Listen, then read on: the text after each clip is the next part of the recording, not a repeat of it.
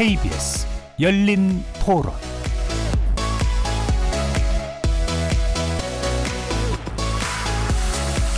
안녕하십니까. KBS 열린 토론 배종찬입니다. 국민들의 노후를 지켜주는 최소한의 방패, 바로 국민연금입니다. 국민연금이 도입된 지 벌써 36년이 흘렀는데요. 이제는 현행 연금 구조를 개혁해 지속 가능한 형태로 바꿔야 한다는 공감대가 형성돼 있고요. 정부의 4대 개혁안 중 하나가 바로 연금 개혁이기도 합니다. 지난 21대 국회에서는 시민대표단이 선택한 연금안에 대해 여야가 끝내 합의하지 못하고 마무리되었는데요. 최근 정부가 국민연금 개혁안을 설계해 발표했습니다. 보험료율을 현행 9%에서 13%로 인상하고 소득 대체율은 42% 수준을 유지하는 내용이 담겨 있습니다. 이번 정부안을 두고 국민을 설득하고 국회에서 합의를 이끌어내는 과정이 여전히 남아있는데요. 오늘 열린 토론에서는 연금 전문가분들을 모시고 국민연금에 대한 심도 있는 논의 나눠보도록 하겠습니다. KBS 열린 토론 지금부터 시작합니다. 치열한 토론 속에서 더 나은 세상을 찾아갑니다.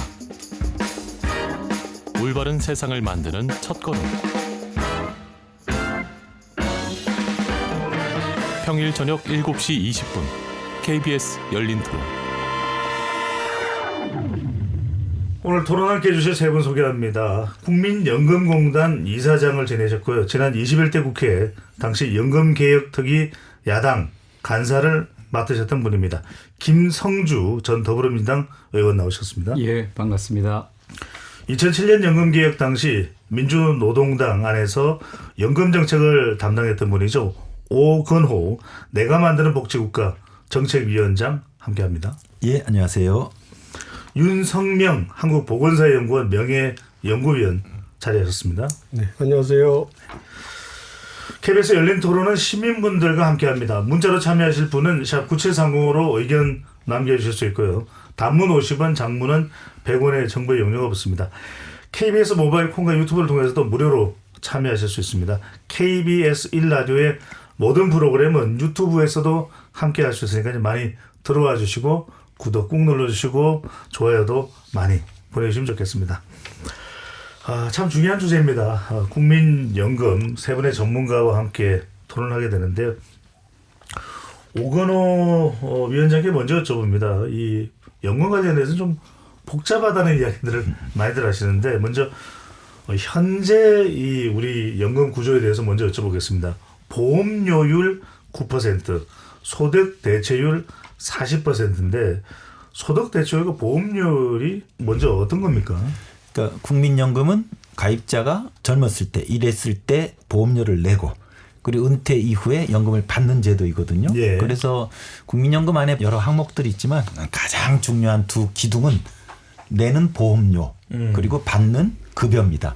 그래서 내는 거를 보험료율이고요. 받는 건 소득 대체율인데 보험료율은 자기 소득의 몇 %로 책정이 되겠죠. 예. 지금은 자기 소득의 9%를 내고 있습니다. 그래서 사업장 가입자들은 회사가 4.5, 또 본인이 4.5를 내고 반반씩. 예, 지역 가입자들은 9%를 전액 본인이 납부하고 계십니다.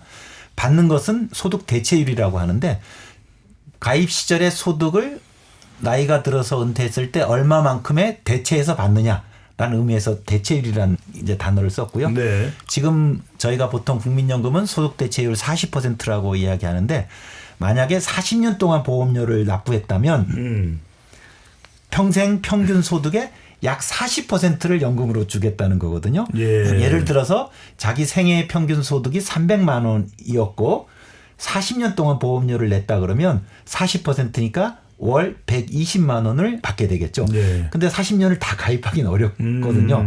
그래서 만약에 30년을 가입하셨으면 300만 원에 30% 그래서 90만 원을 연금으로 받게 됩니다. 네, 그렇군요.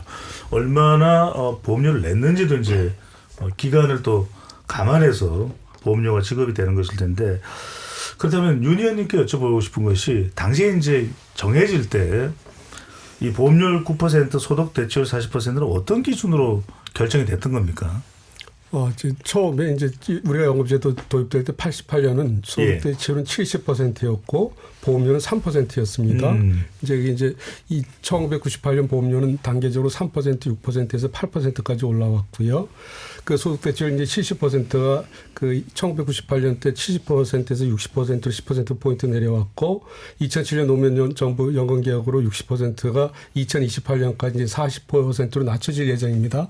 근데 지금 말씀 주신 것처럼 처음에 소득 대체율 70%에 보험료 3%로 이게 도입된 게 굉장히 이제 지속이 불가능한 제도거든요. 왜냐하면 아무리 그 당시가 고금리 시절이었다 해도 소득 대체율 70%라는 건 뭐냐면 근로기간 자기가 받던 월급 대비 연금 비율을 소득 대체율이라 그러거든요. 자기가 받던 월급의 한 70%를 지급하는 거니까 엄청나게 고급여의 연금 제도가 도입된 거죠. 근데 아무리 고금리 시절이었다 해도 그 정도의 소득 대체를 제공하려고 그러면 보험료를 한 30% 정도는 걷었어야 될 것 같아요. 그런데 3%포인트만 걷었지 않습니까? 그러다 보니까 이제 지금 우리가 소위 말하는 미적립부채라 그래서 지급하기로 약속한 대비 부족한 액수가 한 1,700조가 생긴 거거든요. 그러면 왜 그 당시 그 정책 당국자들은 그런 제도를 도입할 수밖에 없었는가 이런 질문이 나올 수 있을 것 같아요. 그 우리가 이제 그 당시만 해도 지금 이제 많이 나아졌지만 그 당시만 해도 정부 정책에 대한 불신이 하늘을 찔렀습니다. 정부가 하라는 대로 그 하면 망하고 반대로 하면 돈을 번다 이런 식의 사고가 팽배하던 시기였는데 어느 날 갑자기 들어보지 못했던 국민연금이라는 이름을 들어서 예를 들면 소득대체 70%에 걸맞는 보험료가 30%를 아마 제시를 한다 그러면 다수의 국민들은 그 당시 국민들은 그랬을 거 아닙니까? 정부가 이제 세금 걷다 못 걷더니 국민연금이라는 이름 붙여갖고 세금 걷으려 그런다면서 제도에 대한 수능성이 굉장히 낮았겠죠. 네. 정부의 불신도 높고 또 연금제도라는 거에 대해서 전혀 이해를 못하고 있던 시절이니까 아마도 제가 추측하기에 그 당시 정책 당국자들은 처음에는 보험료를 낮게 시작해서 가급적 빠른 시일 내에 보험료를 적정 수준까지 올리겠다. 어떤 그런 보관이 있었던 것 같습니다. 알겠습니다. 뭐 선의로 해석을 해야 될지 어떻게 될지는 모르겠습니다만 상당히 좀 기대감을 높이면서 국민연금에 대한 유도율을 높였다. 이렇게 또 해석해 볼 수 있는데 김 전 의원께 여쭤보고 싶은 것은 이제 2055년에 고갈된다. 실제 뭐 근거가 있는 겁니까? 아니면 더 빨리 고갈될 수도 있는 겁니까? 더 늦어질 수도 있는 겁니까? 그 현재 지금 국민연금법에 따라서 정부가 5년마다 70년 단위의 재정 추계를 하게 돼 있습니다. 그래서 그 재정 추계를 통해서 2000 몇십 년에 가면은 기금이 고갈된다 이런 예측을 해내는 거고요. 근데 단지 이제 조건이 있습니다. 정부가 그 동안에 아무 조치도 안 한다면 그러면 그냥 제로가 되겠죠. 그러나 정부가 이런 재정 추계를 통해서 그때그때 맞는 개혁 조치를 한다고 하면 그것을 연장시켜서 갈 수 있을 거고요. 근데 왜 이렇게 급격하게 나빠졌느냐. 그것은 천재 이 국민연금이 도입된 1988년 당시에 우리나라 평균 수명이 약 한 70세 정도 됐어요. 그 60세 은퇴하면 한 10년 정도 연금을 받을 수 있었는데 현재 기대 수명 84세 머지않아 90세, 100세가 될 텐데 그전에 비해서 아주 빠른 속도로 고령화가 진행되고 오래 살게 되면서 처음에 설계했을 때보다도 굉장히 상황이 나빠진 거죠. 근데 거기다 우리가 세계에서 가장 낮은 출산율을 기록하고 있지 않습니까? 가장 빠른 속도로 고령화되고 오래 사는 데 비해서 출산율은 낮으니까 당연히 그냥 단순히 수지 계산해봐도 낸 것에 비해서 받는 기간, 받는 그게 늘어날 수밖에 없으니까 그래서 이제 연금의 제도에 계속 그 위기가 생기는 거죠. 그래서 이거는 이제 실체가 있다. 추정치로. 그러나 정부가 아무 조치를 취하지 않는다면 국민들이 신뢰하지 않을 거고 5년마다 추계를 해서 적절한 조치를 해내는 게 필요한데 그 연금 개혁이라는 게 굉장히 어렵지 않습니까? 지난 17년 동안 단 한 차례도 보험료 인상 이 얘기가 국회 논의 테이블에 못 올라왔으니까 그래서 이제 이 문제가 그냥 어느 정부의 책임뿐만 아니라 뭐 정치권, 그 다음에 이해관계자 모든 국민들이 서로 지혜를 모아서 해내야 되는 게 연금 개혁이 중요한 과제입니다. 김 전 의원께서 말씀하실 때 상당히 위기 국면이다라는 시점을 또 지적을 해주신 겁니다. 두 분은 어떻게 보시는지요? 방금 전에 이제 김 전 의원께서는 초고령 사회, 또 인구 감소, 그리고 또 연금의 운영 부분을 말씀하셨는데 지금 반드시 연금 개혁에 대한 것을 논의하고 결정을 해야 되는 이유가 있다면 뭐가 될까요? 오근호 공적연금은 네. 지금 우리가 보험료를 납부하지만 실제적인 받는 건 20년, 30년, 40년 후인 미래이거든요. 예. 만약에 국민건강보험은 저희가 올해 보험료를 내고 올해 급여를 받아요. 근데 국민연금은 시차가 존재합니다. 그래서 미래 재정 진단이 중요하고 근데 진단 결과 굉장히 재정이 불안정하게 나온 거예요. 저희가 DNA를 찍어봤더니 굉장히 상태가 안 좋게 나온 거죠. 그래서 지금부터 조치를 취해야 됩니다. 왜냐하면 지금부터 조치를 취하지 않으면 그때 지급이 어려워지기 때문에 그래서 지금부터 조치를 취한다는 게 연금 개혁이거든요. 근데 김성주 전 의원님께서 말씀해 주신 것처럼 국민연금의 미래 재정이 어려운데 이건 우리만에 해당되는 게 아니에요. 예. 전 세계적으로 국민연금의 미래 재정이 어려움을 겪고 있습니다. 당연하죠. 모두 다 인구 고령화를 겪고 있기 때문에. 그런데 이제 외국과 우리나라 국민연금과 비교해 보면 두 가지의 차이가 있는데 그 나라들이 고령화가 빨리 진행되는 것, 우리도 빨리 진행되는 것 비슷해요. 그러니까 연금 재정의 불안정을 야기시키는데 예. 그 나라들은요. 지난 한 20년, 30년 전에 굉장히 고강도 이른바 재정 안정화 개혁을 했어요.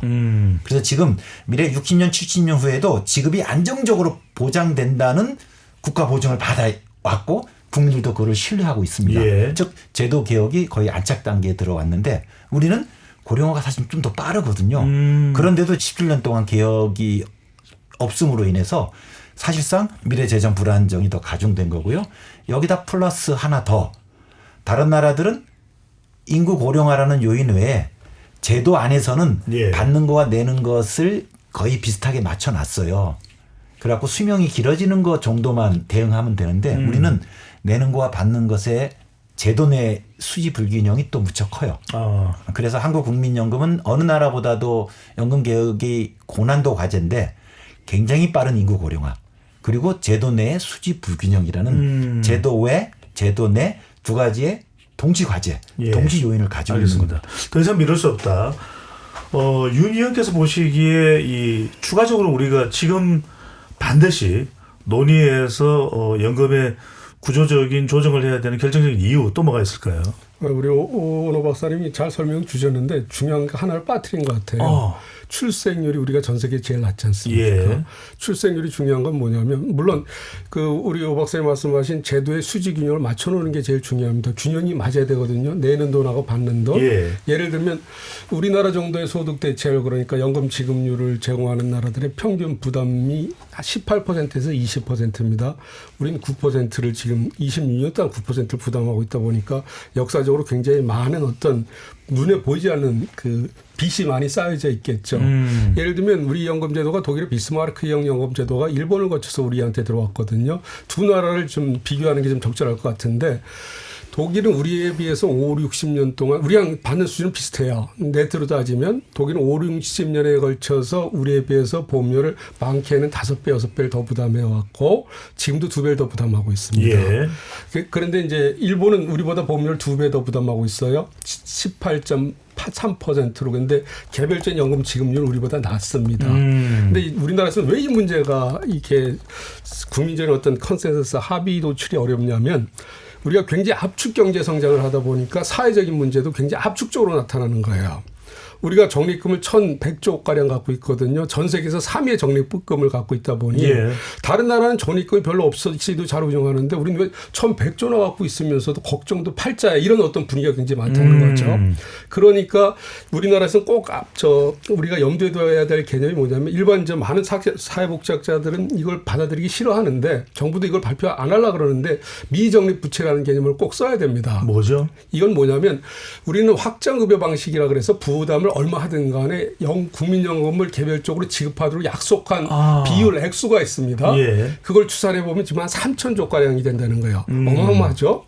근데 우리가 1,100조가량 돈을 갖고 있으니 우리 연금연구에서 추정한 건 1,825조로 2023년 기준으로 GDP 대비 81%가 됩니다. 지난 5월 달에 보건복지부 공식적으로 김진표 전 국회의장께 보고한 정보 공식 수치는 1,700조입니다. 그래서 아까 제가 말씀드렸는데 이게 숨어 있는 거예요. 1,825조 이게 숨어 있는데 정치권이나 언론이나 정부나 누구나 이 얘기를 하기 싫어하는 거예요. 그러다 보니까 문제는 이게 좀 길어진데 이게 워낙 중요하니까 한 말씀만 제가 더 드리겠습니다. 예. 지금 이번에 정부가 내놓은 안에 대해서 야당이나 많은 우리나라 이해관계자들은 이거 뭐 계약 아니냐 그러지 않습니까? 지난번에 국회에서 합의할 건 소득 대체율 44%였는데 42%로 지급률이 2%포인트가 떨어졌거든요. 거기에 보험료는 13%입니다. 그러니까 국회안보다는 소득 보장이 약화됐다고 비난을 하는데 이 굉장히 중요한 개념이 뭐냐면 이미 발생한 정부 추산치는 1,700조, 저희 추정치는 1,825조 원이 더 이상 늘어나지 않기 위해서는 아까 오 박사님도 말씀하신 수지 균형이 맞아야 되는데 알겠습니다. 그 보험료가 19.7%니 지금 정부가 내놓은 안전차에도 보험료가 13%니까 매년 엄청난 부채가 추가적으로 쌓인다는 겁니다. 그러니 우리는 뭐 연금 개혁도 재정 안정화를 위한 어떤 절대절명의 어떤 순간이 있다고 볼 수 있겠습니다. 그 점은 조금 뒤에 우리가 좀 구체적으로 얘기를 해봤는데 김전호 의원께 안 여쭤볼 수 없는 부분이 조금 전에 이제 1,000조가 넘는다라는 우리 이제 지금 기금 적립 금액을 말씀하셨는데 어떤 분이 이렇게 이야기를 또 하실 수 있을 것 같아요. 뭔가 운용을 너무 획기적으로 잘해서 한 2-3배 정도 불리면 안 되느냐. 직접 국민연금관리공단 이사장을 하죠. 그게 가능합니까? 불가능합니다. 그런 천재가 있다고 하면 왜 걱정을 하고 살겠습니까? 네.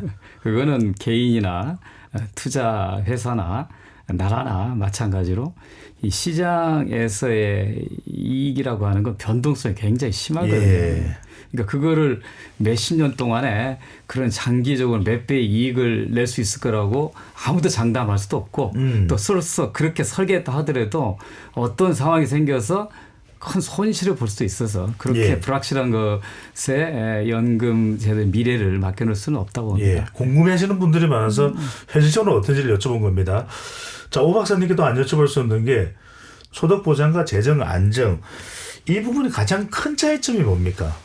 그러니까 보통 이제 소득 보장파, 뭐 재정 안정파 이렇게 불리기도 하는데 나중에 더 많이 받아야 되는 좀 최대한 받아야 된다는 쪽이 이제 소득 보장파고. 그렇죠. 소득 보장파는 국민연금에서 그 급여를 가리키는 지표가 소득 대체율이지 않습니까? 이게 지금 40%가 될 예정인데 이 소득 대체를 올리자. 예를 들면 40을 45 혹은 50으로 올리는 거고 그러면 그만큼 받는 연금액이 늘어나겠죠.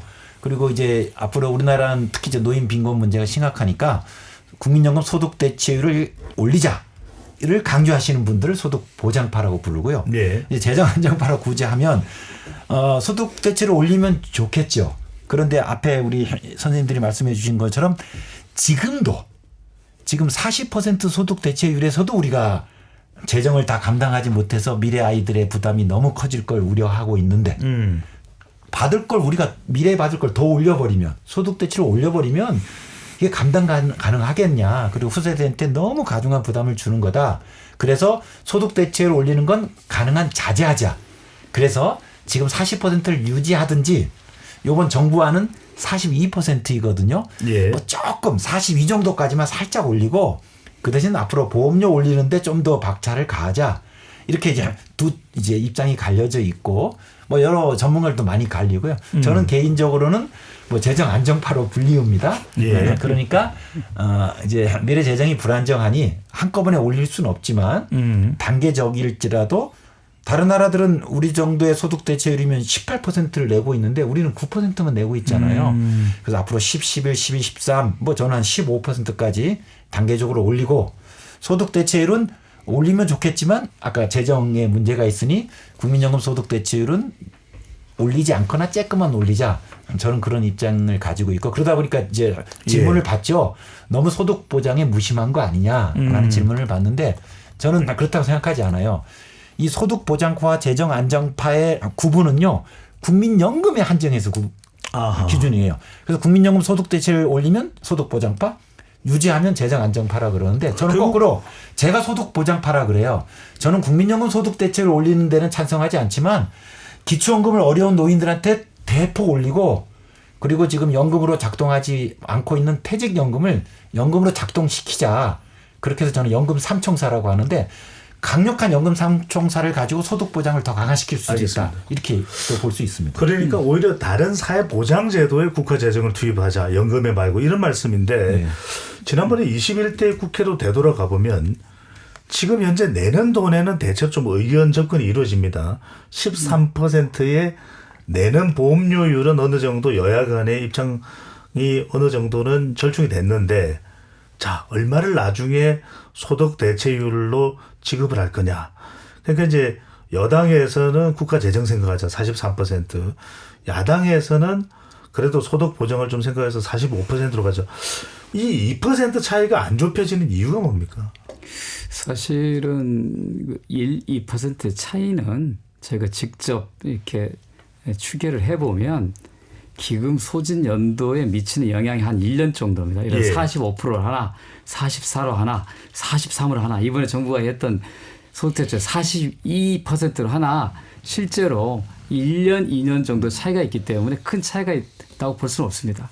그럼에도 불구하고 이게 타협이 되지 못하는 것은 기본적으로 연금 개혁이라는 것이 사회적인 합의를 바탕으로 한 정책 타협이라는 것에 대해서 특히 정부 여당이 제대로 무지한 거죠. 그러니까 그거는 거의 다 된, 그러니까 제가 그런 표현을 했는데 다 된 밥에 다 차린 밥상을 걷어찼다고 하는 거거든요.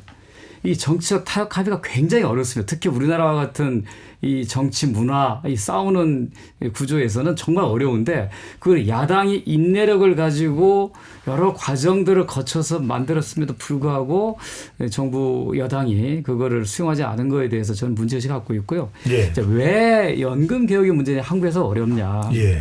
아까 소득 보장이나 재정 안정이냐 이 문제를 얘기하면서 이게 양자택일의 문제가 아니라고 저는 계속 이 얘기하고 있습니다. 어떻게 이 두 개를 조화시킬 거냐는 건데요. 서구 복지 국가들은 이미 충분한 노후소득 보장이 이루어진 상태에서 재정의 문제가 닥쳐서 연금 개혁을 했습니다. 그런데 우리나라는 연금 도입 시기가 88년에 굉장히 늦지 않습니까? 현재 국민연금의 평균 수령액이 60만 원대예요. 예. 많지 않거든요. 그런데 이걸 더 보험료를 더 내고 급여를 깎으라고 하니까 국민들이 못 받아들이는 거죠. 내 노후 불안은 어떡하고. 그래서 이번에 국민공론조사위원회에서 보험료도 더 내고 소득대체율도 높이는 안을 다수안을 선택한 이유도 노후도 어느 정도 좀 보장하면서 재정 안정성을 기해서 미래 세대에도 연금제도 혜택을 볼 수 있도록 하자고 하는 생각이 깔린 거거든요. 예. 그래서 저는 우리나라의 연금 개혁 과제를 서구 선진국과 똑같이 비교해서는 안 된다. 어떻게 하면 이 빈약한 노후소득 보장 수준도 올리면서 재정 안정성을 기한다고 하는 이 두 마리 토끼를 같이 잡아야 되는 어려운 과제가 있다는 거예요. 그런데 네. 이제 어느 전문가들은 2000 몇십 년에 고갈되니까 지금 보험료 대폭 올리고 깎아야지 받는 연금을 이렇게 주장하고 또 거기에 동조하는 여론도 상당히 많습니다. 예. 그런데 그렇게 하면 국민들이 그걸 받아들일 수 있겠는가. 그러면 국민연금이 제대로 노후소득 보장을 못한 상태에서 개인연금을 활성화시킨다고 하는데 네. 개인연금은 소득 8천만 원 이상의 고소득층들이 많이 들어있고 그마저도 해약률이 높습니다. 근데 그거를 세제 혜택을 준다고 해가지고 많이 가입하겠다? 알겠습니다. 그건 불가능한 거죠. 예. 그거를 정부가 해법을 내놔서는 안 된다는 겁니다. 윤 의원님 의견은 어떻습니까? 오랜만에 저한테 발언 기회가 왔습니다. 네. 먼저 이제 소득 보장, 재정 안정 이 분류에 대해서 저는 굉장히 거부감을 갖고 있고 그건 잘못된 분류라고 생각합니다. 예. 재정 안정은 제가 국회 특히 자문위원이나 5차 재정 개선의 재정 안정 방안을 담당했지만 제가 낸 재정 안정 방안조차 재정 안정 달성에는 턱없이 부족합니다. 그래서 말이 안 되는 거예요. 그 재정 안정이란 건 잘못된 프레임을 설정한 거고 최소한의 이 제도를 끌고 가기 위한 최소한의 조치가 필요하다는 이게 그 제도 유지파라고 말하는 게 맞고요. 그래서 예. 여기 제가 시간을 좀 많이 썼는데 이제 문제는 뭐냐면 제가 이제 재정계산위원회나 국회연금특위에서 그렇게 목놓아 부르짖었던 게 누적 적자가 미적립 부채를 밝히라는 거였어요.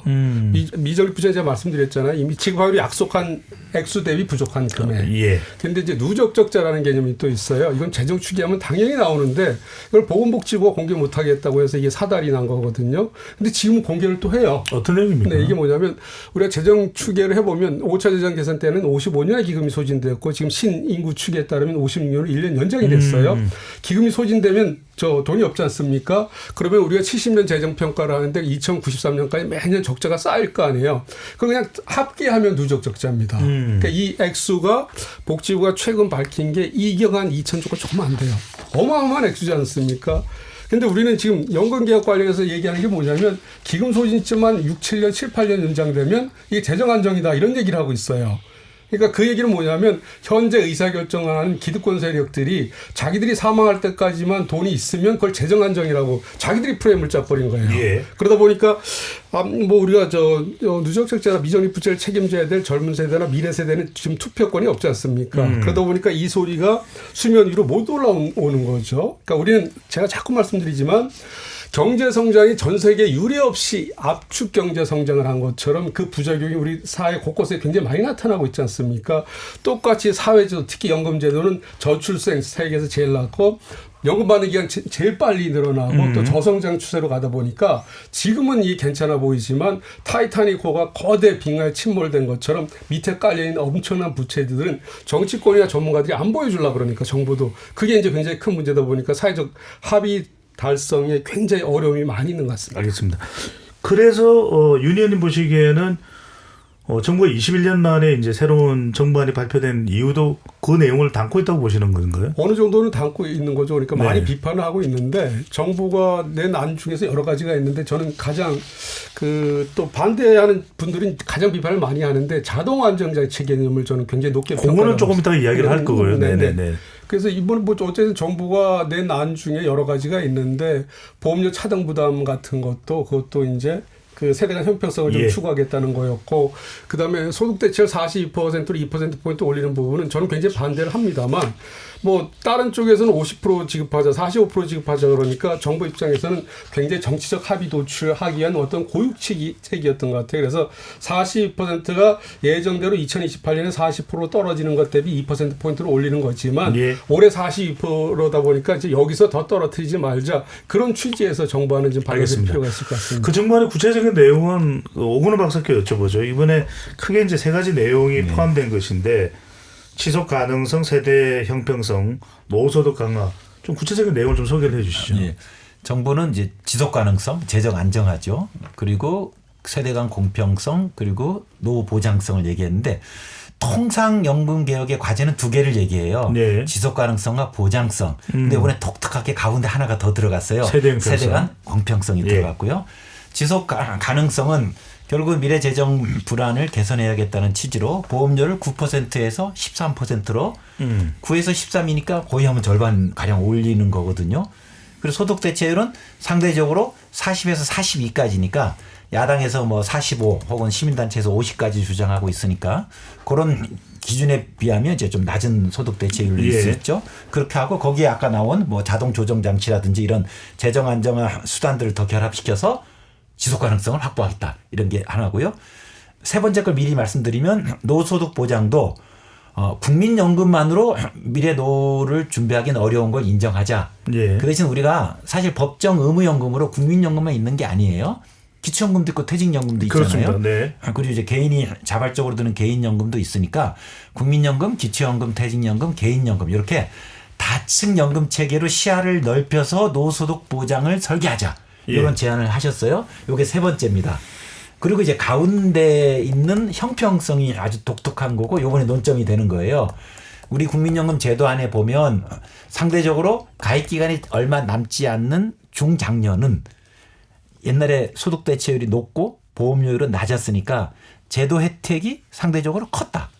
지금 젊은 분들은 앞으로 오랫동안 가입 기간이 남아 있는데 보험료가 상당히 오를 것 같고 또 낮은 소득 대체율을 적용받으니까 가입자 안에 청년과 중장년 안에 국민연금 제도 혜택에서의 형평성 문제가 존재한다라고 본 거예요.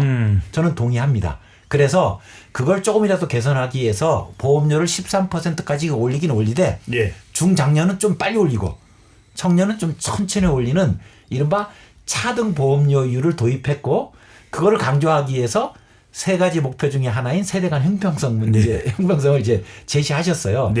저는 사실 차등 보험료율은 전 세계적으로 없는 제도이거든요. 그러다 보니까 많은 비판을 받고는 있는데 저는 개인적으로 우리 국민연금의 특수한 상황을 반영한 뭐 독특한 또 묘안일 수도 있다는 생각을 가지고 있어서 저는 적극적으로 검토하자는 의견입니다. 구체적인 내용은 이제 조금 더 하나하나씩 짚어보겠습니다. 김재도 의원께 여쭤볼 부분은 일단 모수 개혁안에 대해서는 어떻게 보시는지요? 그 연금 개혁은 어느 특정 정부나 특정 정당이 주도하기가 어렵습니다. 그러니까 정부도 보험료 인상이라고 하는 어려운 과제들을 국민들 앞에 꺼내기가 자신이 없는 거예요. 용기가 없는 거예요. 그거는 지금 정부뿐만 아니라 이 앞 정부 항상 마찬가지예요. 네. 국회는 정치 집단이기 때문에 국민들한테 좋은 걸 해주고 싶지 국민들이 싫어하는 거 하기 싫어하거든요.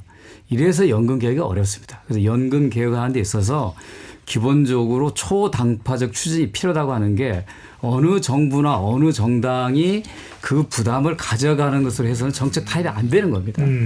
그런데 이제 이번에 21대 국회에서는 전문가 논의를 거쳐서 만드는 안을 가지고 노사 등의 이해관계자들의 의견을 수렴해서 500명의 국민들한테 물은 거예요. 우리가 어떤 공론화. 방향으로 연금 개혁을 하는 게 좋겠습니까? 네. 그래서 어느 정도 안이 나왔어요. 그걸 가지고 이제 여야는 그 수치를 줄여보기 위한 대안을 놓고 검토했던 거거든요. 거기까지 온 것도 17년 만입니다. 그런데 거의 마지막에 2%. 근데 사실은 뭐 1%니까 거의 다 합의됐다고 하는데 그때에 윤석열 대통령이 어떻게 행동했냐에 따라서 모수개혁을 20대 국회에 마무리할 수 있었다는데 그걸 못한 게 문제인 거죠. 그러니까 지금 정부가 소득대체율 42%를 내놓고 이게 정부 아니라고 얘기하는데 그럴 것 같았으면 진짜 21대 국회 때 여당을 통해서 42% 주장했어야죠. 예. 그러니까 결국은 이 어려운 합의의 과제를 정책 과정을 더 만들려고 했는데 그 과정을 싸그리 무시하고 구조개혁 해야 되니까 무수개혁은 안 된다고 그거를 거부한 상태에서 이번에 내민 게 구조개혁 아니라 모수개혁이잖아요. 알겠습니다. 그러니까 연금개혁을 이 안에 대한 그 구체적인 평가 이전에 연금개혁을 다루는 예. 정부의 기본적인 자세와 태도가 잘못됐다는 거예요. 김재도 의원께서는 그때 왜 그런 42% 이야기를 안 했냐라는 이야기인데 윤 의원께서는 어차피 또 국회로 가서 또 논의를 하긴 해야 되지 않습니까? 어떻게 보시는지요? 저는 윤석열 대통령께서 하신 행동 중에서 제일 잘한 게 국회 하나 한바된 거라고 생각하고 오. 있습니다. 네. 그 이제 우리 김성주 의원님 앞에 계시는데 죄송합니다만 제가 이제 칼럼에도 많이 썼어요. 예. 시민 대표단들의 국민들의 위대한 선택이라고 그러는데 그 위대한 선택의 전제가 잘못됐습니다. 시민대표단 학습자료에 보건복지부가 제출한 중요한 자료가 있어요. 예. 소득대체율 50%하고 보험료 13%일 경우에 2005년생 같은 경우는 생애보험료가 14%인데 그로부터 30년 뒤에 태어나는 2035년생은 생애보험료가 35%입니다. 불과 30년 만에 생애보험료가 21% 넘게 차이 나는 그 부분을 애당초 시민대표단 학습자료에 포함돼서 인쇄됐던 걸 빼버리고 다시 인쇄해서 시민대표단들한테 학습시킨 거예요. 이건 굉장히 중대한 문제예요. 그걸 공론의 소수 몇 사람들이 임의로 결정했거든요. 그래서 저 같은 경우는 시민대표단의 결정을 받아들이기 어렵다는 게 제 개인적인 입장입니다. 그건 팩트니까. 자료가 달라졌다. 네네, 자료가 네. 가장 중요한 자료가 빠졌으니까. 예. 이제 근데 윤석열 대통령께서 잘하셨다는 건 뭐냐면 홀로 뭐 예를 들면 굉장히 유력 보수지도 매일 때렸어요. 왜 이거 안 받냐? 책임질 거냐 그랬는데 저는 굉장히 중요한 차이가 있다고 생각하는 게 뭐냐면 그 소득대체율 44% 보험료 13%를 할지라도 미전입 부채가 있잖아요. 아까 제가 1825조라 그랬지 않습니까? 그게 2050년에 가면 3.5배가 늘어납니다. 6천조가 넘어가요. 이제 그런 부분에서 스탑시킨 게 굉장히 잘했다고 보고 있고 이번에 정부가 내놓은 이제 구조개혁이 아니고 단순히 모수개혁이라고 그러는데 저는 모수개혁 플러스 구조개혁으로 보고 있는 거예요. 그게 뭐냐면 소득대체율 40%에 보험료 13%로 국회에서 거의 타결 직전까지 갔던 안에 비해서는 소득대체율이 2%포인트밖에 차이가 안 나지만 거기다 자동안정장치라는 걸 걸었거든요. 예. 이건 자동안정장치는 가장 핵심적인 구조개혁안 중에 하나입니다. 알겠습니다. 그래서 이건 분명히 이건 확실히 제가 말씀드릴 건데 윤석열 대통령이 국회에서 타결 직전까지 갔던 안을 예. 거부하면서 제대로 된 안을 내놓은 거다. 네. 자동조정장치는 이따가 좀 이야기할 거. 김재도 의원께 짧게 갔다가 오건우 박사한테 가겠습니다. 자료가 달라졌다. 이 부분에 대해서 하실 말씀 있으시다면요. 그런 주장을 아주 일부에서 하는데요. 그 실제로 참여했던 전문가 집단들이나 그 논의 자료를 만들었던 분들의 말에 따르면 전혀 근거 없는 얘기다. 그리고 무엇보다도 우리 국민들이 현재와 같은 연금 제도가 몇 년도에 가면 기금이 소진되니까 연금 개혁이 필요하다. 연금 개혁 핵심은 보험료 인상일 수밖에 없다는 걸 우리 국민 거의 대부분 받아들이고 있습니다. 예. 그것이 몇십 년이냐 몇백 년이냐에 따라서 생각이 달라지지 않는다는 거예요. 그러면서도 고민하게 되는 거는 내가 더 부담해서라도 이 지속 가능한 제도를 만들어야 되는 것은 동의하는데 그러면 내 노후는 어떻게 되느냐. 내 노후도 어느 정도 안정되게 하면서 지속 가능성을 높여야 된다고 하는 고민을 한 거예요. 그러니까 예. 우리 국민들이 또 거기에 참여하신 분들이 그렇게 이기적인 분들이 아니에요. 왜냐하면 그 분들 중에서도 자기 생각은 논의 과정에서 바꾸신 분들이 좀 많았고 또 내 생각이 옳다 하더라도 다른 사람의 견해가 더 다수안으로 되면 받아들이겠다고 하는 그 개방적 자세였거든요. 이게 자꾸 우리 국민들이 굉장히 고민을 하고 있는 문제에 대해서 너무 이렇게 전문적인 견해 수치를 가지고 이게 옳냐 전혀 이렇게 공박을 해서 안 된다. 제가 오늘 이제 요 토론에 나오면서 가급적이면 입씨름하지 않겠다. 제가 아까 말씀드렸잖아요. 소득 안정, 소득 보장, 재정 안정을 이분법적으로 구분하는 거 맞지 않다. 어떻게 그 조화시키는 방안을 찾을 거냐이기 때문에 저는 우리가 어쨌든 21대 국회 모수개혁이라도 마무리했으면 21대 국회에서는 구조개혁 방향을 논의할 수 있었을 거예요. 근데 그게 무산된 상태에서 알겠습니다. 논의를 하려고 하니까 더 어려운 거거든요. 예. 그러나 어쨌든 간에 연금개혁이 필요하기 때문에 지금 이 시점에서부터 아주 가능하고 현실적 방안들을 다시 찾아서 가기 시작해야 되는 겁니다. 예. 오 위원장님은 정부안 모수개혁 관련해서 어떻게 보시는지요? 13%는 뭐 여야가 거의 합의에 이른 거이고 전문가들도 대부분 다 동의하는 것 같고 저도 그렇습니다. 이제 문제는 소득 대체율인데 예. 아까 사회자께서 말씀하신 것처럼 44, 42, 43에 그렇게 큰 차이냐 결렬될 만큼의 문제를 이제 질문하신 거거든요. 사실 그 안에만 들여다보면 큰 차이 아니에요. 42가 되면 어떻고 44가 되면 어떻습니까? 네. 근데 문제는 저는 결국은 연금 개혁이 저는 그런 생각을 해요. 마무리도 중요하지만 연금 개혁을 통해서 무엇을 얻고자 하느냐. 저는 21대 국회 막판 논의를 보면서 이렇게 약간 미봉적으로 매듭 지어질 바에야 회기를 넘겨서 좀 더 본격적인 논의를 하는 게 낫지 않을까? 저는 오히려 그런 생각을 가졌거든요. 뭐냐면 연금 개혁은 앞으로도 연속 개혁이에요. 국민들이 연금 개혁을 통해서 인식을 더 높이고 사회적 합의의 근거를 마련해야 되는데 지난 21대 국회 여야에서 막 수치가 42, 43, 44가 오갈 때 국민들이 과연 그 수치의 의미를 어떻게 이해나 하고 있을까? 그리고 공론화위원회 말씀하셨지만 저도 부분적으로는 관여를 했는데 아쉬움이 커요. 조금 나중에 좀 평가가 필요한데 네. 소득대체율 50%의 의미가 충분히 제대로 정보가 전달되었는지 그리고 아까 논란이 있습니다만은 자료 팩트의 오류 이런 문제도 있었거든요. 그런 면에서 좀 아쉬움이 컸어요. 그래서 하여튼간에 이제 21대 막판에 특히 이제 여야 대표자들이 나서서 가지고 열을 남기고서 그 수치 공방이 있었는데 저는 오히려 연금 개혁이 이렇게 돼서는 안 된다. 의미가 정확히 국민들과 공유되면서 해야 되는데 단순하게 수치차이만 알려졌고요. 제일 중요한 건 보장성이에요. 연금 개혁은. 그런데 우리나라 연금 노소득 보장은 국민연금만 있는 게 아니에요. 기초연금도 있고 퇴직연금도 있잖아요. 예.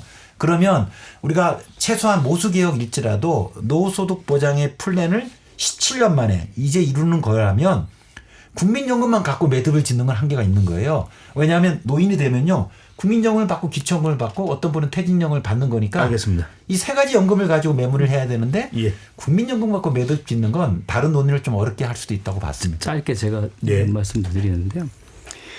연금 개혁이 혁명이 아니거든요. 단번에 이룰 수가 없습니다. 그냥 복잡한 이해관계와 정치적 부담이 있어요. 결국은 사회적 합의와 정치적 타협에 의해서 이루어지는 게 연금 개혁의 역사입니다. 우리나라는 사회적인 합의가 참 어려워요. 정치적 타협은 더 불가능합니다. 예. 그래서 21대 국회에서 모수개혁이라도 마무리 짓고자 했던 거는 우리의 현실을 오랫동안 저도 공무원 연금 개혁과 여러 연금 개혁 과정에 직접 참여하면서 성공과 실패 경험하면서 이 방법밖에는 없겠다 생각한 겁니다. 제가 2015년에 공무원 연금 개혁이 성공했었던 것은 정부 여당이 거세게 밀어붙였지만 결국은 야당인 민주당의 안대로 된 거예요. 그러니까 기본적으로 야당이 정치적 부담을 들어서려고 하면 야당에게 주도권을 주지 않으면 타협이 안 되는 거예요. 그것은 뭐 스웨덴이나 영국이나 다 마찬가지입니다. 알겠습니다. 독일이나. 예. 그거를 자꾸 간과하고 이상적인 주장과 제안을 통해서 연금 개혁을 하려고 하는 건 예. 이것을 하자는 것보다는 자꾸 미국을 빠뜨리는 우를 범하게 될 것입니다. 예, 연금 관련해서 열띤 토론을 하고 있는데 로고데코 2부 이어가겠습니다.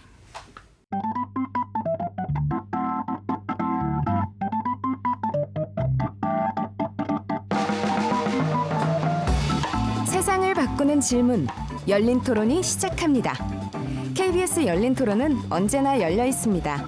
단문 50원, 장문 100원의 유료 문자 샵 9730 그리고 KBS 어플리케이션 콩으로 여러분의 의견을 남겨주세요. KBS 열린 토론 2부 이어가겠습니다. 오늘 주제는 국민연금 정부 안과 방향 어떻게 가야 하나로 토론하고 있습니다. 스튜디오에 윤성명 한국보건사회연구원 명예연구위원, 오건호 내가 만드는 복지국가 정책위원장, 김성주 전 더불어민주당 의원 세 분과 함께하고 있습니다. 자, 또 하나 이번 정부의 연금 구조개혁의 주요 내용이 바로 세대 형평성인데요. 윤 의원님, 일단 세대별로 보험료율을 차등 적용하는 부분 어떻게 평가를 하시는지요? 네, 저는 뭐 긍정적으로 평가를 하고 있습니다. 이 안이 나오자마자 이제 하다 세대가 갈라치기까지 하냐 이런 비판들이 있는데 네. 아까 오 박사님이 전 세계 이런 제도 운영하는 나라 없다 그러는데 있습니다. 핀란드에서 이 제도를 운영하고 있습니다. 예. 최근에 국민연금연구원에서 민주당 그 김선민 의원님한테 이거 보고도 드렸어요. 그다음에 공적연금은 아니지만 준공적연금인 저 스위스의 퇴직연금, 스위스는 퇴직연금이 주된 노소득원입니다. 스위스를 말씀하시는 거죠? 네. 스위스 예를 들면 거기는 25세부터 34세까지 보험료 7% 부담하고요. 45세부터 54세까지는 15%를 부담하고 55세부터 65세까지는 18%를 부담합니다. 그래서 이게 없는 건 아니에요. 그런데 뭐 우리가 뭐 없더라도 우리가 필요하면 해야 되는 거죠. 그러니까 저는 그런 입장입니다. 예. 그런데 이제 이게 왜 필요하냐면 원래 이제 김성주 의원님 이제 민주당 소속이신데 2007년 노무현 정부가 연금개혁할 때 그때 내놨던 안이 보험료를 2018년까지 12.9% 그러니까 13%까지 올리는 안이었어요. 그게 단 2표 차이로 부결이 됐거든요. 그게 통과가 됐다 그러면 2018년부터 보험료를 이미 13% 부담하고 있는 거예요. 아하. 그걸 당연히 했어야 될 걸 이미 뭐죠? 2018년 하고 지금 한 6년 넘어갔지 않습니까? 당장 개혁이 된다 그러면 한 7년 정도를 이미 부담하고 있는 걸 부담을 안 하고 있을 뿐이에요. 그게 역사적 사실이거든요. 예. 13% 부담한다 그래도 제가 말씀드렸지 않습니까? 제대로 부담해야 될 것 대비 한 7%포인트를 적게 부담하고 있어요. 그런데 뭐 예를 들면 이제 젊은 층들이 계속 이제 복지부가 FGI라고 그 포커스 그룹 인터뷰를 해보니 그룹 인터뷰입니다. 네. 젊은 층들 대답이 연금 개혁을 한다는데 그러면 이미 연금을 받고 있는 분이나 퇴직이 얼마 안 남은 분들은 도대체 무슨 고통 분담을 하냐 이거죠. 우리는 최소한 지금보다 보험료를 2배 정도는 나중에 받아야 될 텐데 세금이든 보험료든 그리고 연금도 받을지 말지 또 연금 액수도 많이 떨어질 것 같은데 개혁을 한다 그러면 세대 간 고통 분담이 있어야 될 거 아니냐. 이 얘기를 굉장히 많이 했다는 거예요. 그러니까 약간 이게 조악해 보이고 또 연금 재정에 미치는 효과가 그렇게 또 많지는 않아요. 그런데 앞선 세대가 이렇게 방만하게 연금 제도를 잘못 운영해 왔으니 거기에 대한 어떤 속죄 표시로 사과 표시로 우리가 이 정도는 좀 어떻게 좀 자세를 좀 보이겠다. 알겠습니다. 이 정도로 얘기를 한다 그러면 중장년 세대도 그렇게 불만감은 없을 것 같습니다. 네. 오건호 위원장 어떻게 보시는지 세대 형평성입니다. 세대 간 갈라치기라고 얘기하는데 청년 중장년이 아니고요. 한 가입자의 전체 생애를 보는 거거든요. 전체 생애를 봤더니 지금 청년들은 이제 앞으로 더 전생애 보험료를 더 납부할 것이고 중장년이 이제 곧 졸업하시는데 전체 생애 기간 중에 국민연금에 납부하는 보험료율의 평균 보험료율이 차이가 존재하는 거예요. 예. 중장년이 내는 보험료율은 낮고 받는 소득세율이 좀 높고 그리고 이제 그분들은 5년, 10년, 15년 후면 졸업을 해버리거든요. 그러니까 졸업하기 전에 남은 기간에 좀 더 내는 보험료를 빨리 내라라는 취지여서 이게 이제 세계 유사 사례가 있느냐 없느냐를 말씀하시지만 윤석명 선생님이 말씀해 주신 것처럼 한국 상황이 그거를 요구한다면 저는 할 수 있다고 봐요. 네. 저는 그래서 이렇게 해야 청년들이 이번 개혁에 대한 수용성을 좀 높이는 데 도움이 될 것 같고 이제 중장년은 좀 세대 공존이라는 취지에서 대승적으로 좀 논의에 참가하기를 바랍니다. 예. 김성주 전 의원은 어떻게 보시는지? 예. 항상 어려울수록 기본에 충실해야 되거든요. 지금 이 세대별 보험료 차등 적용 아이디어는 누가 내고 어떻게 채택했는지 저는 정말 궁금할 정도인데요. 기본적으로 연금은 사회보험입니다. 보험사가 운영하는 개인보험이 아니에요. 예. 모든 국민들이 의무 가입하고 강제로 보험료를 납부하는 겁니다. 그중에는 돈을 많이 벌어서 보험료를 많이 내는 사람도 있고 소득이 낮아서 조금 내는 사람도 있습니다. 돈을 더 많이 버는 사람 내면 보험료로 소득 적은 사람들이 혜택을 보기도 하는 거거든요. 즉 사회 연대에 의해서 형립하는 게 사회보험 제도거든요. 그중에는 세대 간 연대가 있고 즉 지금 일하는 세대가 부모 세대를 부양하고 예. 또 이 세대가 나이가 들고 은퇴하면 그 자식 세대가 부양하는 이 세대 간 연대로 성립하는 제도고 아까 말씀드렸듯이 소득을 많이 번 사람이 더 많은 보험료를 내서 상대적으로 가난한 사람도 혜택 보는 계층 간 연대거든요. 이 사회 연대라고 하는 원리를 깨버리면 더 이상 국민연금이 손숙할 이유가 없는 거죠. 그냥 각자 해지하고 개인연금 가입해서 소득에 따라서 배분받는 게 낫지 않겠습니까? 이 세대별 차등 보험료 적용은 실제로 이 재정에 미치는 효과도 적고 예. 그리고 이런 걸 실제로 운용하는 적도 없고 만약에 이걸 하게 되면 완전히 국민연금 제도를 밑으로부터 와해시킬 겁니다. 생각해 보세요. 85년생과 86년생이 같은 직장에 들어왔는데 85년생은 조금 더 내고 86년생은 조금 더 덜 낸다는 거예요. 이 둘이 무슨 차이가 있습니까? 1년에? 합리적이지도 않아요. 그리고 이 안에서 무수히 많은 갈등을 낳을 수밖에 없는데 이게 무슨 대단한 아이디어나 되고 청년층을 위한 좋은 거로 자꾸 생각하는 게 나는 착각이라고 보는 거예요. 왜냐면 궁금해서는 여쭤보면 그룹 인터뷰에서 좀 긍정적인 아이디어로 제시됐다는 부분은 어떻게 보시는지. 그거야. 지금 보세요. 20대, 30대 젊은 분들은 내가 은퇴까지 시기가 많이 남았잖아요. 그러나 50대들한테 물어보면 당장 목전에 노후가 있기 때문에 대답 반응이 다른 겁니다. 그러니까 젊은 층들한테 물어보면 아니 나는 한참 하는데 왜 이걸 계속 내 소득에서 자꾸 월급에서 떼는 거야? 이런 불만도 있고 내가 받을 줄도 모르잖아. 그러니까 그 불안들을 국가가 나서서 부식시켜주는 게 정부의 역할이지. 그럼 너 조금씩 천천히 낼게. 이렇게 하는 게 해결 방법이 아니라는 거죠. 근본적인 해결 방법은 안 돼요. 윤 그렇습니다. 의원께서 혹시 반론 의견이 있으시면. 네. 예, 이제 뭐 그건 여러 가지로 우리가 필요하면 하는 거예요. 그러니까 1800년대 말에 독일의 비스마르크, 프로이센의 비스마르크 철혈 제상인 연금 제도를 처음 도입할 때 이 지금의 이 차등 지급이 전 세계 유례가 없다는 논리는 뭐냐면 전 세계 연금 제도를 도입한 나라가 없으니 예. 연금 제도 도입할 필요가 없다 이런 거하고 전 논리상으로는 비슷하다고 생각하는데 이게 이제 논리적으로 타당한 게 뭐냐면 1900 있지 않습니까? 지금 57세 되는 분은 한 2년 동안은 소득 대체율이 70%였어요. 그리고 1999년부터 2007년까지는 60% 소득 대체율 적용받았는데 이 양반은 보험료 6% 또는 9%를 부담했거든요. 예. 근데 지금 20대, 30대들은 최고로 받아봐야 소득 대체율 뭐 정부 안에 따르면 42%인 거거든요.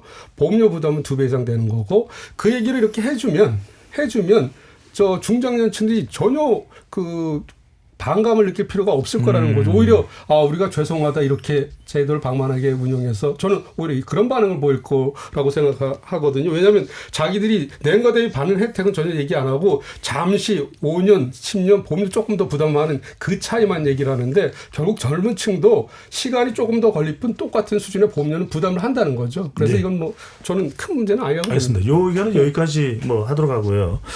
자, 가장 크게 많이 또 언급을 하신 부분이 자동 조정 장치입니다.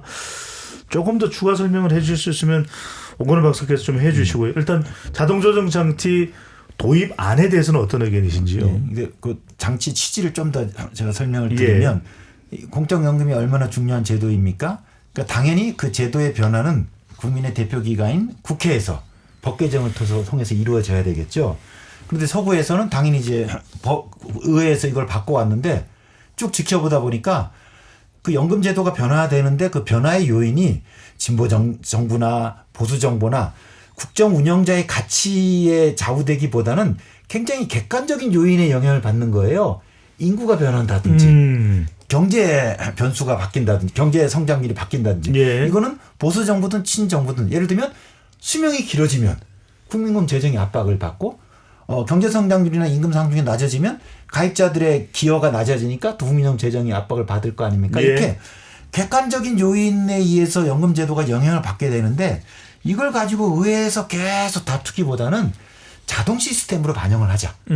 그래서 인구 혹은 경제 변수의 변화가 자동으로 연금 재정에 반영되도록 하는 자동 조정 장치를 만들었고 예. 일종의 연금 개혁의 탈정치예요. 연금 개혁이 워낙 민감하다 보니까 큰 게 중요하지도 않음에도 불구하고 정치적 비용이 너무 초래된 거예요.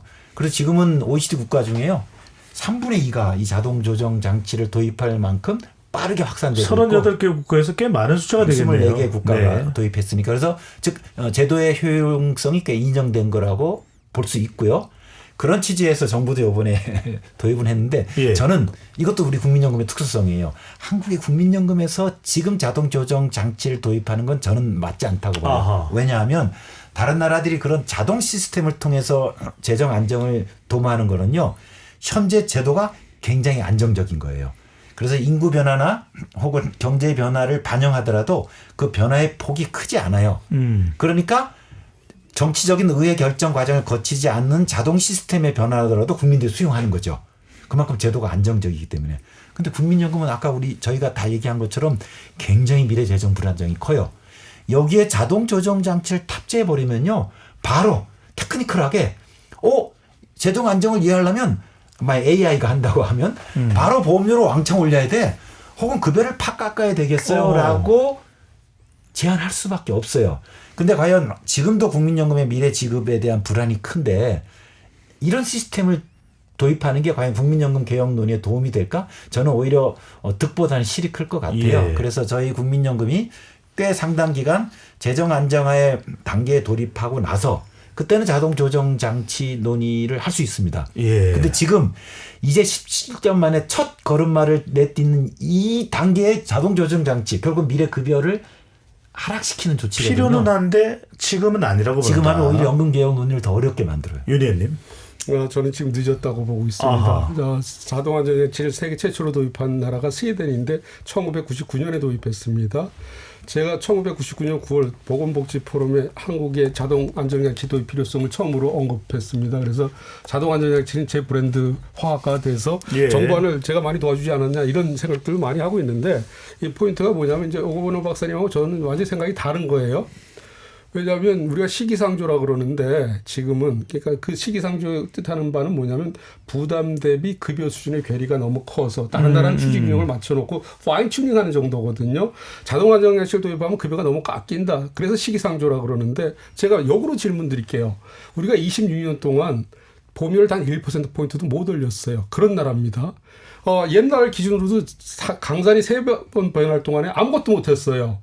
근데 그게 시기상조라 그러면 우리가 얼마나 더 기다려야 그 시기상조가 풀릴 겁니까? 그리고 자동안전장치를 굉장히 잘못들 이해하고 계세요. 예. 자동안전장치는 여기서부터 0부터 100의 구간이 있습니다. 우리가 도입하는 건 스웨덴식의 100의 구간을 가는 게 아니에요. 10 정도만 가면 되는 거예요. 가고 또 중요한 게 뭐냐면 자동안전장치도 도입하는 게 굉장히 오해들을 하고 계시는데 절대 비율이 아니라 일부 가중 비율 정도다. 뭐냐면 자동안전장치를 도입한다면 정부도 지금 당장 2025년부터 도입한다는 게 아니라 제일 빨리 도입하는 게 2036년이고 2054년에 도입한다는 거예요. 예. 그래서 이게 굉장히 중요한 게 뭐냐면 굉장히 현실과 정부가 내놓으라고 자동안전장치에는 굉장히 헷갈리고 있는 거예요. 하나 제가 굉장히 강조하고 싶은 게 뭐냐면 소득 대체를 5%포인트 올리자 그러는데 이게 효과가 나타나기 위해서는 40년이 지나야 돼요. 그런데 OECD에서 지금 계속 권고하고 있는 게 우리가 의무납입 연령이 59세거든요. 근데 연금수급 연령은 63세입니다. 예. 2044년에 65세로 늘어나요. 그래서 이걸 정부가 이번에 내놓은 게 의무납입 연령을 5년 더 연장하겠다 그랬어요. 검토하겠다 그랬어요. 그 5년이 더 연장되면 OECD 보고서에 나와 있는 게 소득 대체율이 13%가 늘어납니다. 그래서 제가 뭐냐면 이건 패키지로 엮는 겁니다. 자동 안전장치를 갖다 자동 깎기 장치라 그러는데 이건 자동 유지 또는 자동 인상 장치가 될 수 있다는 거예요. 의무납입을 5년 연장하면서 부분적으로만 우리가 자동안전장치를 그것도 10년, 15년, 20년 뒤에 도입한다 그러면 그동안 충분히 우리는 자동안전장치를 도입할 시간을 번다는 거죠. 이렇게 해놔야 젊은 층들이 우리도 연구를 받을 수 있다는 확신이 들기 때문에 이건 정치적으로 굉장히 중요한 알겠습니다. 어떤 방향성 제시라고 할 수 있겠습니다. 네. 김재동 의원께서는 자동 조정 장치 어떻게 보시는지?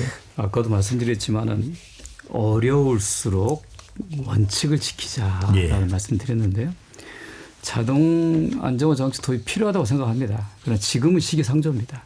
아까 말씀드렸다시피 선진국들이 이걸 도입할 당시에는 노후소득 보장이 충분한 상태에서 재정 안정을 기하기 위해서 이 자동 안정화 장치를 도입한 거예요. 근데 지금은 우리나라 노후소득 보장이 충분치가 않아요. 그 상태에서 자동 안정화 장치를 도입하면 오히려 국민연금으로부터 빠져나가려고 하는 그런 이탈 심리를 더 키울 수도 있다는 거예요. 그래서 국민들의 결과적으로 재정 절감 효과는 크지도 않으면서 국민들의 노후소득 보장을 굉장히 불안하게 하기 때문에 도입해서는 안 된다는 생각하는 거고요. 네. 그리고 아까 약간 이게 되면은 뭐 국회에서의 입법 없이도 그냥 탈정치적으로 작동할 수 있다 이렇게 얘기하는데 스웨덴의 경우에 자동 안정화 장치를 도입했는데 결국은 이 받는 사람들이 연금 감액에 대한 불만을 제기하면서 결국은 세금을 투입해서 보상을 해줬어요. 뭐 이탈리아 같은 경우에도 이거 도입을 했지만 조기 퇴직한 사람들한테 인센티브를 도입하면서 무력화되어 버린 거예요. 네. 탈정치적이다라고 이렇게 하는데 결코 탈정치적일 수밖에 없다. 이렇게 생각해서 이 자동 안정화 장치를 이번 정부가 꺼내놓은 것은 이 논쟁적인 것을 여기다 집어넣어서 사회적 논의를 풍성화시키는 도움이 될지 모르지만 오히려 갈등과 논란을 키우고 연금 개혁에 도움이 하나도 안 되는 아이디어다. 저는 이렇게 판단합니다. 네. 의원님 뭐 의견 더 있으신가요? 네. 저는 윤석열 정부가 이걸 발표했을 때 혁명적인 조치라고 표현을 했는데 네. 왜냐하면 생각을 해보세요. 우리 지금 출산율이 전 세계에서 제일 낮다는 건 뭐냐면 1년에 20만 명에서 22만 명 태어납니다. 아하. 이 친구들이 70만 명, 100만 명 태어난 세대를 부양을 해야 되는데 우린 정신승리 희망 고문을 하고 있어요. 나중에 연금 다 준다. 지급보장 조항까지 넣겠다는 거 아니에요? 예. 나중에 세금 건서 주면 돼. 그 26년 동안 법률 1%포인트도 못 올렸는데 앞으로 노인 인구 더 늘어나고 정치권에서는 노인표를 더 의식할 거 아닙니까? 제대로 개혁이 되겠습니까? 그러니까 자동안정치를 같이 엮은 건 굉장히 잘한 거고 제가 다시 말씀드리지만 이건 다 시간차 조치예요. 그러니까 제일 빨리 도입하는 게 15년 뒤에 도입하는 거고요. 그다음에 뭐 이게 뭐죠? 그다음이 25년, 그다음에 30년 뒤에 도입하겠다는 거예요. 우리가 30년 뒤에도 노후소득 준비를 이 제도의 수직균형을 제대로 못 맞춰놓는다 그러면 이 나라가 대한민국가 생존하겠습니까?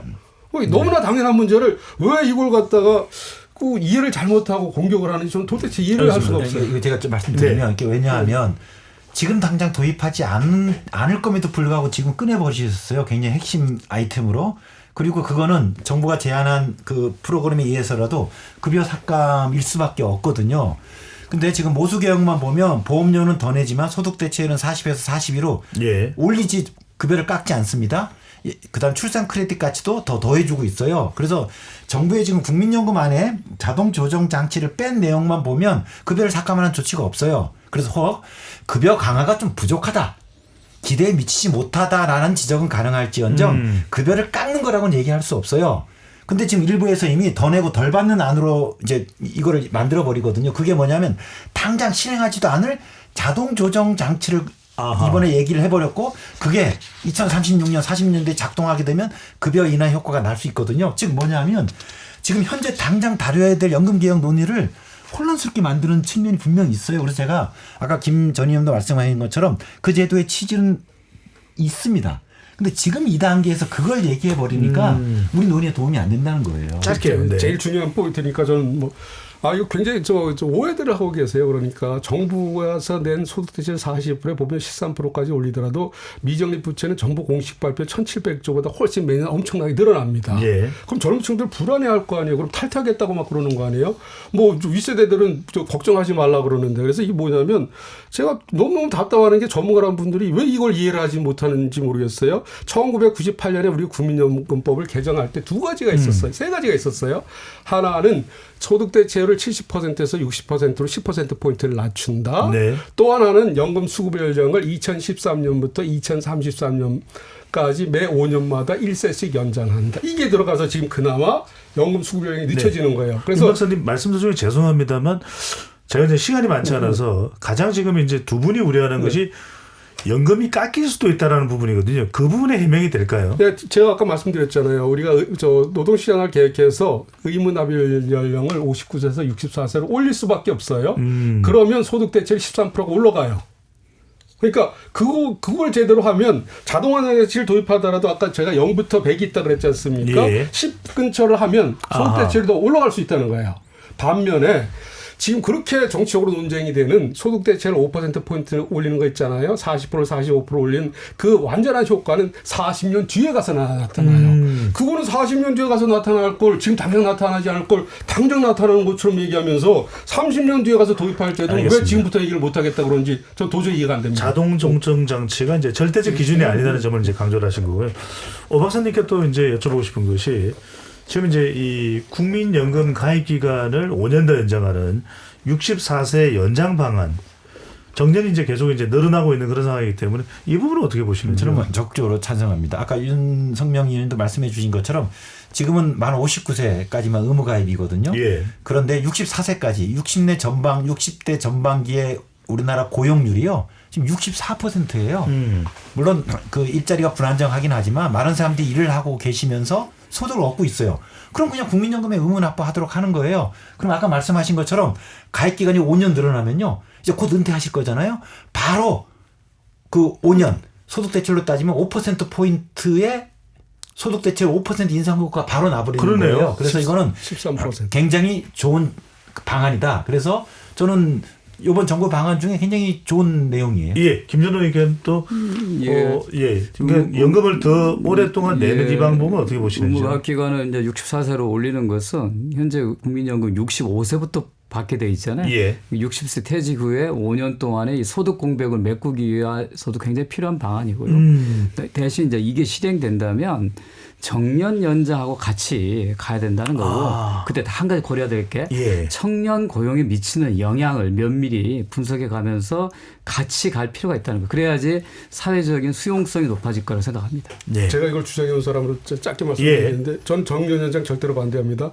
저 의무답 연령 5년 연장을 주장을 하지만 지금 청년들 취업 빈하기로 굉장히 불만이 많거든요. 좋은 직장 다니는 분들 60세까지 일했으면 그냥 집에 가시라 이런 불만이 하늘을 찌르지 않습니까? 그래서 많이 잘못 알고 있는데 일본은 지금도 정년이 60세인데 65세까지는 80%가 사회보험료 지원을 받으면서 퇴직 후 재고용을 하고 있고 70세까지도 고령 근로자 의무 확보 조치를 취하고 있어요. 그래서 저는 퇴직 후 재고용이면 젊은층 티오가 생기니까 젊은층 취업시킬 수 있고 나이 든 계층들 5년 근로소득에다가 5년 추가 가입해서 소득 대체 13%가 올라가거든요. 그래서 윈윈이 된다는 거예요. 그러니까 쉽게 생각하자는 겁니다. 예, 김전호 의원께 또 정년 연장의 문제를 60세 정년을 65세로 늘리는 단순히 생각하는데 그렇지 않습니다.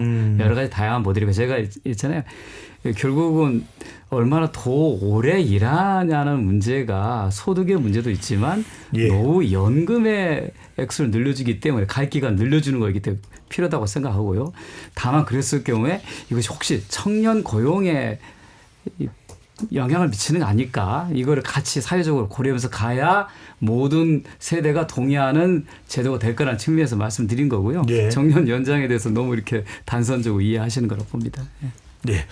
자, 또 하나 중요한 것은 일단 시점도 마냥 늦출 수만은 없습니다. 이게 결론이 나오는 시점이 오 박사님께 좀 여쭤보고 싶은 것이 바로 이 부분입니다. 국회로 넘어가게 되면 일단 여야 간에 한참 21대 국회에서 논의되다가 이제 끝이 나고 말았는데 국회로 넘어가면 이게 어떻게 논의가 돼야 되고 결국 결론을 내는 시점도 어느 정도로는 정해져야 될까요? 가능한 빠를수록 좋은데 굉장히 정부 안에 범위가 넓거든요. 지금 보험료율 13은 뭐 그럭저럭 근접했다고 보여지지만 자동 조정 장치 같은 경우에는 굉장히 지금 이견 차이가 커요. 그래서 저는 좀 공감대가 있는 안부터 먼저 1단계로 매듭을 짓는 게 필요하다고 보고 그럴 경우에는 결국은 국민연금 모수 개혁 방안이겠죠. 그래서 소득 대체율 42, 보험료율 13% 이 방안은 이제 우선적으로 처리될 필요가 있는데 여기에 이제 관건이 차등 보험료율이 같이 결합돼 있거든요.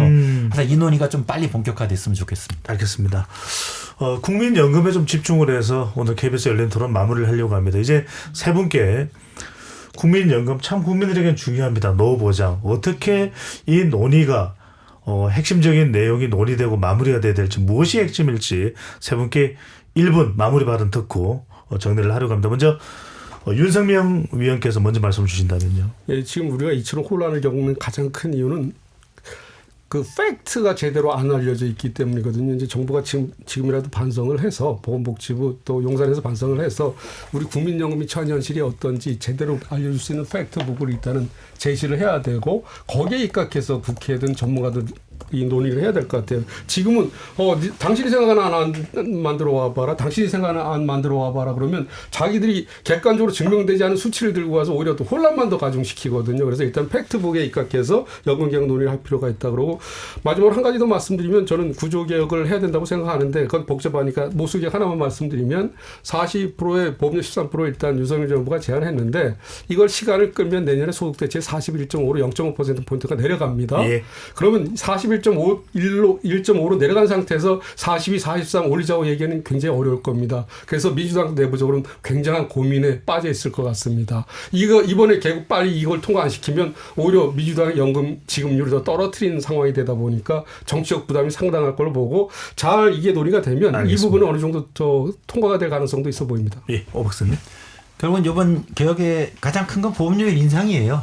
가입자, 즉 국민과 기업에게 부담을 증가시키는 겁니다. 그럼 거꾸로 국가, 정부, 당신은 또 무슨 책임을 질 것이요? 이걸 우리 국민들이 묻는 거거든요.